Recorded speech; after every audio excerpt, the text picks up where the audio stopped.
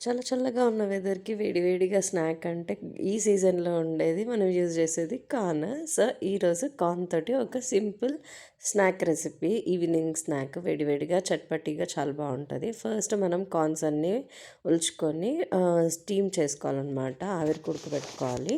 అది ఉడికిన తర్వాత corn flour and rice flour నేను తీసుకున్న క్వాంటిటీకి అయితే నాకు 2 స్పూన్స్ తీసుకున్నాను. అండ్ 1 స్పూన్ శనగపిండి అనమాట. ఉన్నాను. అండ్ సరిపడంత ఉప్పు, కారము, ఇది కొంచెం ఇందులో పెప్పర్ అండ్ చాట్ మసాలా ఏసుకోవాలనమాట. అప్పుడే సూపర్ టేస్టీ ఉంటది. సో, 2 కూడా స్పైస్ మాత్రం మీకు అకార్డింగ్‌గా ఏసుకోండి.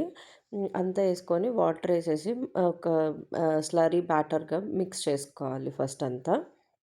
ఇట్లా బ్యాటర్ అనేది ఈ కన్సిస్టెన్సీలో ఉండాలనమాట.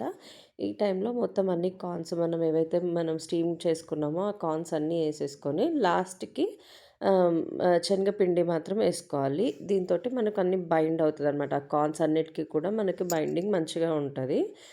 కన్సిస్టెన్సీ మాత్రం ఇట్లానే ఉంచండి. మరీ స్లర్రీగా ఉంచితే కూడా మనకి కోట్ అవ్వదు కర్నల్స్‌కి వీటికి కోట్ అవ్వదనమాట.